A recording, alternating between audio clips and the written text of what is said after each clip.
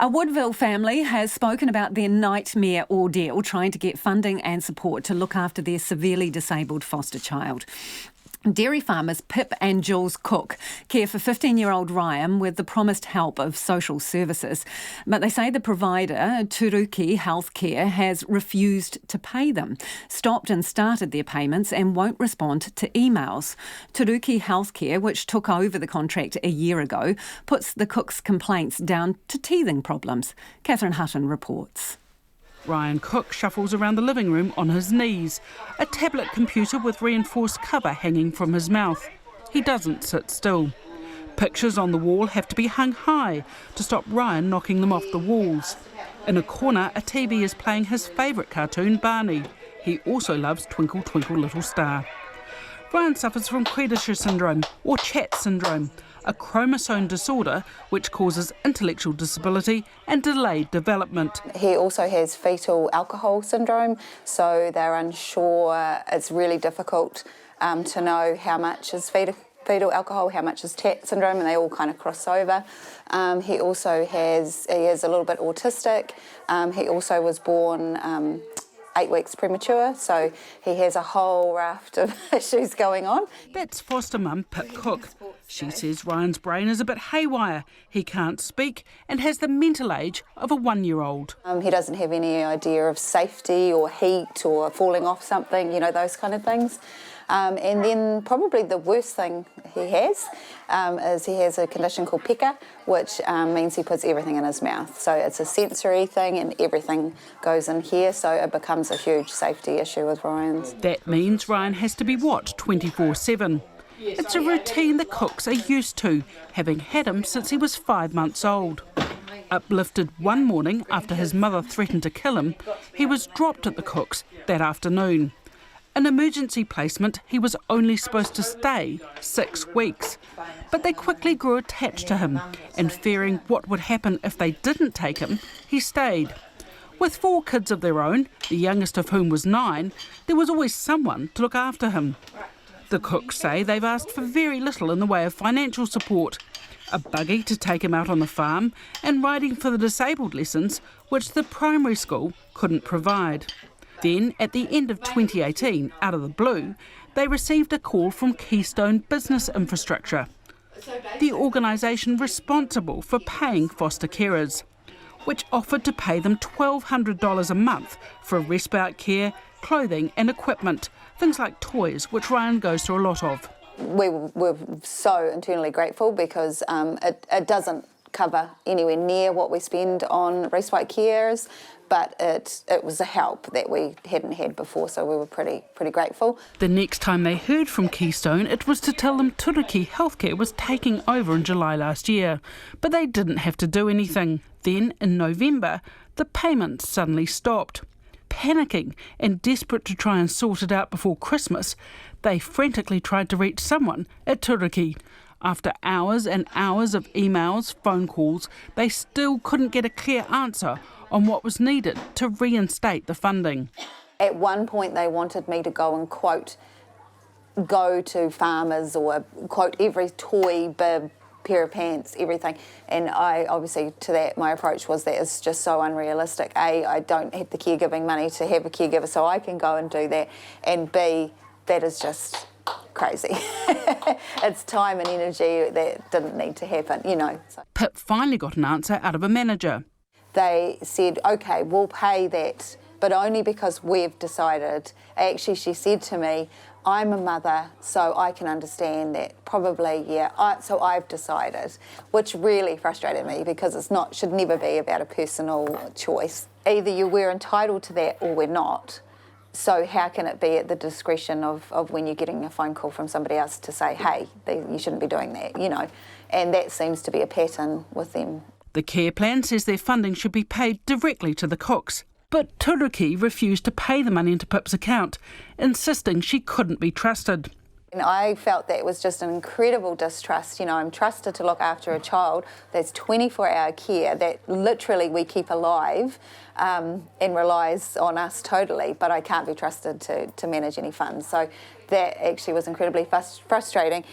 Jules Cook admits his wife Pip deals with the bulk of issues around Ryan. He says he was gobsmacked by Turuki's response, which clearly placed a great deal of stress on his wife. Just having to try and find that money and just the lack of understanding that she was met with, it was unbelievable. We've dealt with a lot of organisations and hands down they have been by far the worst.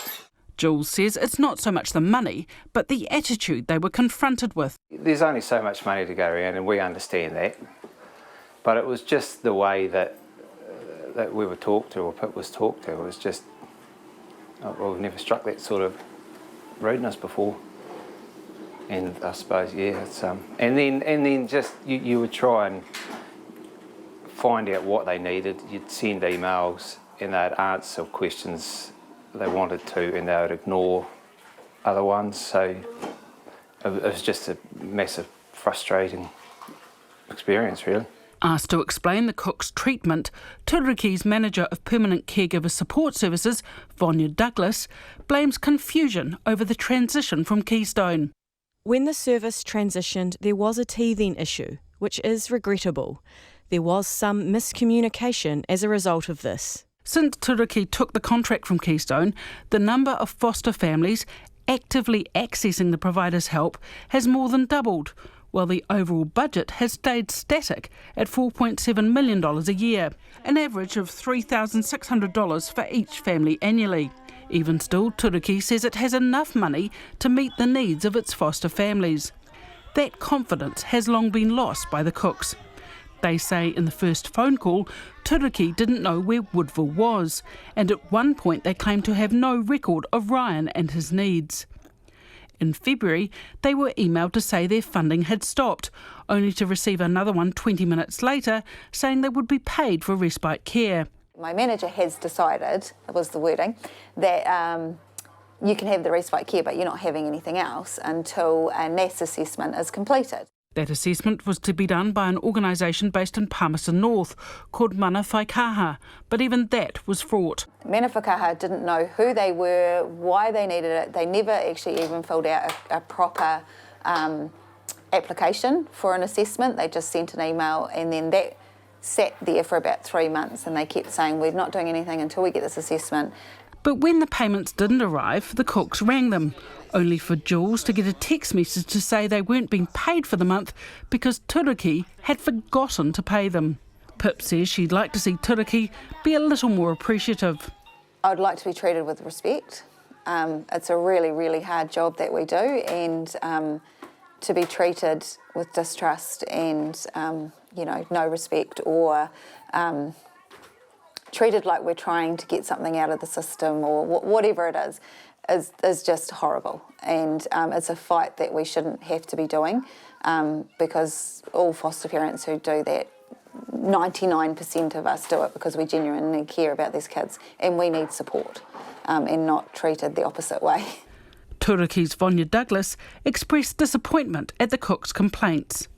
I am very sorry to hear that the Cooks felt this way, and it is not the level of service we aspire to. While we can't verify these allegations, PCSS would never want any caregiver or child or young person to feel unappreciated.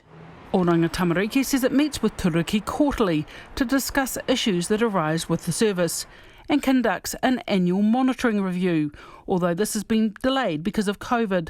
It says Turuki was one of 7 organisations that tendered for the contract and has delivered health, wellbeing and social services for 20 years, but not in foster caring. But it expressed surprise when told of the Cook's experience.